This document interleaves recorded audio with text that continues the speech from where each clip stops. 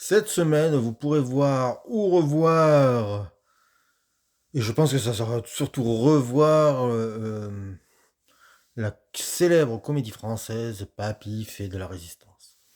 Alors, je pourrais faire mon prétentieux. Je pourrais dire, oui, moi, ce qui me fait rire dans la vie, c'est To Be or Not To Be d'Ernest Lubitsch, ou bien dire, vous voyez, je suis mort de rire devant, je sais pas, euh, Bill Wilder. Alors j'adore ces cinéastes-là, hein. Je vais pas photo. Par contre, je suis pas plié en deux quand je regarde leurs films. Par contre, Papy fait de la résistance, j'ai mal aux côtes quand je vois un film pareil. Ça me fait rire aux larmes. Alors pour ceux qui ne savent pas, Papy fait de la résistance, c'est un film. Alors c'est pas vraiment un film du Splendide, même s'il y a le Splendide dedans. C'est-à-dire que tous les, il y a toute l'équipe, mais ils viennent faire un petit rôle la plupart du temps. Et que c'est quand même un film Jean-Marie Poiré, Christian Clavier et Martin Lamotte. Ce trio-là avait écrit alors, je dis une bêtise. Clavier et Lamotte avaient écrit une pièce de théâtre, l'avaient montée, ça avait été un énorme succès, Papy fait de la résistance, et c'était un moyen, le succès de se faire produire le film. Parce qu'en fait, derrière l'idée de faire la pièce de théâtre, ils avaient envie de faire un film. Un vrai film de cinéma avec beaucoup de moyens. Donc, ils ont rencontré Christian Fechner, qui leur a donné beaucoup d'argent. Christian Fechner, c'est le producteur des Charlots. C'est le producteur de Claude Zidi. Et en comédie, c'était un cadre. Et donc, il leur a donné un beau chèque, et il leur a donné une condition, qui est une très très bonne condition, je trouve. Essayer d'avoir le plus grand nombre de vedettes à l'écran. En fait, il se basait sur un truc, il se disait, tiens, comme c'est un film sur la Deuxième Guerre mondiale, faisons un peu le pari d'un jour, le jour le plus long, il n'y avait que des stars de partout. Ben, pour une comédie qui parodie la Seconde Guerre mondiale, faisons ça. Et donc, ils ont écrit plein de petits rôles, plein de... Parfois, c'est des panouilles, hein. Parfois, ils n'ont pas grand-chose à faire, hein, mais ils sont là. Et le film devait avoir comme acteur principal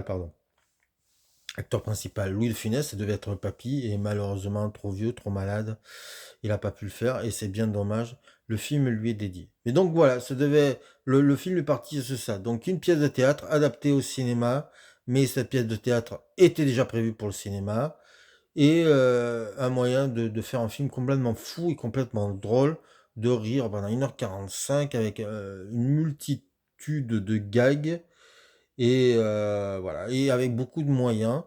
Et Jean-Marie Poiré s'est amusé, il a eu un jouet, il s'est amusé avec, et il a créé un délire avec des dialogues savoureux, des personnages dont on se souviendra toujours, c'est-à-dire, voilà, il y a Super Résistant. Voilà, moi, un film avec Super Résistant, j'ai envie de le voir. Un homme habillé comme Fantomas qui est super résistant. J'adore ça. Et puis en même temps, son double, parce qu'un type masqué a toujours un double, c'est Guitou, le coiffeur. Voilà. Il y a le colonel Ponce, interprété par Roland Giraud, qui a un chat complètement déclinqué, mais qui a hurlé de rire. Il y a Adolfo Ramirez, interprété par Georges New. Alors c'est peut-être l'homme le plus drôle du film. À chaque apparition, des larmes de rire, tellement il est éclatant, tellement sa voix va dans les aigus. Voilà, c'est génial. Et puis, il y a la dernière partie. Non, l'avant-dernière partie, parce qu'il y a une partie bien aussi costaud à la fin, mais il y a une partie avec Jacques Villeray qui joue le frère jumeau de Adolf Hitler. Et c'est à pisser de rire. Franchement, moi, voir des gens manger des œufs d'autruche avec des moitiés de baguette en termes de mouillettes, voilà, on ne dit pas plus, hein. Voilà, on va retrouver Julien Guillaumard, on va retrouver Michel Galabru, on va retrouver Jacqueline Maillan, on va retrouver Bernard Giraudot dans la plus petite apparition de film. Bien entendu, on a Michel Blanc, on a Josiane Balasco, on a Thierry Lhermitte et on a même Michel Blanc dans le film. Voilà, c'est une comédie qui va à 2000 à l'heure et qui, à chaque scène, propose un gag les plus furieux, avec un finale qui est une séquence inspirée de l'émission de télé Les Dossiers de l'écran, avec Alain Jérôme, qui est à hurler de rire. Voilà, et voilà, c'est à hurler de rire. Dominique Lavanant est formidable. Tout le casting est génial, et même Pauline Delafont. Je me rappelle plus qui a fait la musique, mais elle est pas mal non plus. Voilà, c'est un classique. Et moi, c'est un film que j'ai vu beaucoup au temps de la cassette vidéo. J'ai un peu ralenti au moment du DVD, mais de temps en temps, je me marre, je le regarde et ça marche toujours. C'est toujours autant délirant, autant couillon.